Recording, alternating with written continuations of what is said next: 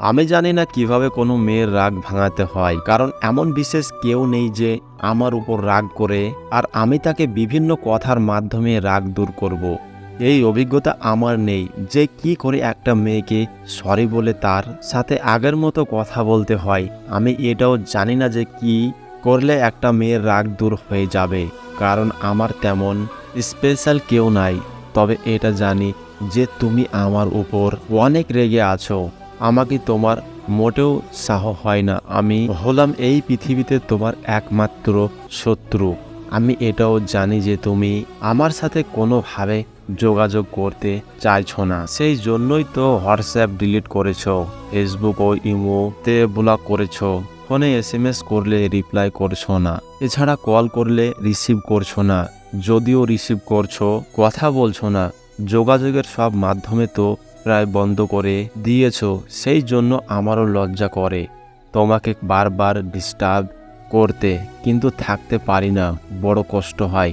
তোমার জন্য মন চাই তোমার সাথে অল্প কিছুক্ষণ হলেও কথা বলি, কিন্তু তুমি তো চাও না। আচ্ছা, তুমি যদি না চাও আমি কখনো কোনো অবস্থাতেই তোমার সাথে যোগাযোগ করার চেষ্টা করব না। শুধু তুমি বলো, আমি তোমার সাথে কি অন্যায় করেছি? আমার অপরাধটা কি? আমি কি এমন ক্ষতি করলাম তোমার? আমি কি এমন মিথ্যা কথা বলেছি? আমার কি এমন ভুল ছিল? মোটে কথা, তুমি যে আমার উপর রেগে আছো তার কারণ কি? দেখো, মানুষ মাত্রই ভুল করে।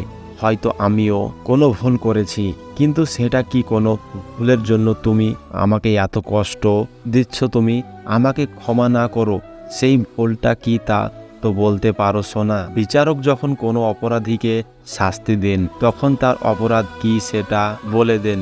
আমি তোমার কাছে অনেক খারাপ মানুষ, কখনো ভালো হতে চাই না। শুধু বলো আমি কি করেছি, তোমার দুটি পায়ে পড়ি, দয়া করে বলো। দেখো, তুমি যে বিষয়ে আমাকে ভুল ভাবছো বা অপরাধী মনে করছো, হয়তো সেটা সঠিক নাও হতে পারে, তোমার ধারণা ভুল হতে পারে। সেই জন্য বিষয়টা ক্লিয়ার হওয়া উচিত।